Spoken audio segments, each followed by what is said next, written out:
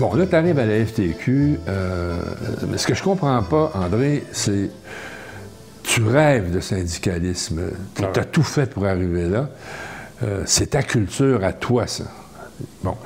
Et là, tu vas à la FTQ. À l'époque, la FTQ, dit-on, c'est une amanchure de syndicats, pas de boutique, là, mais industriels.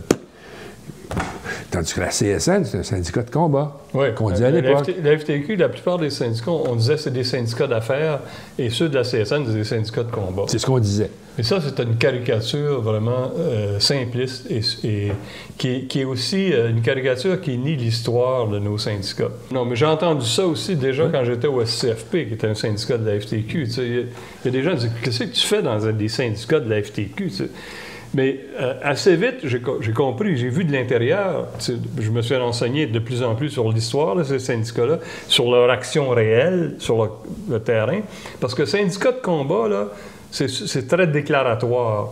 Mais quand tu parles au quotidien ce que fait un syndicat, au quotidien, la première chose qu'un syndicat fait, d'abord, il s'installe, puis ça, c'est pas évident. Qu'un syndicat soit reconnu, qu'il soit accrédité, là, ça prend une majorité, puis contre toutes les tactiques patronales pour l'en empêcher. Puis une fois qu'il est installé, il force l'employeur à négocier. Puis il dit à l'employeur, tu ne vas pas nous traiter un par un, là, puis essayer de jouer les uns contre les autres.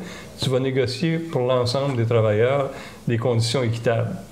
Ça, c'est le travail terrain, là. Et qu'on soit syndicat de combat ou syndicat d'affaires, c'est ça qu'on fait.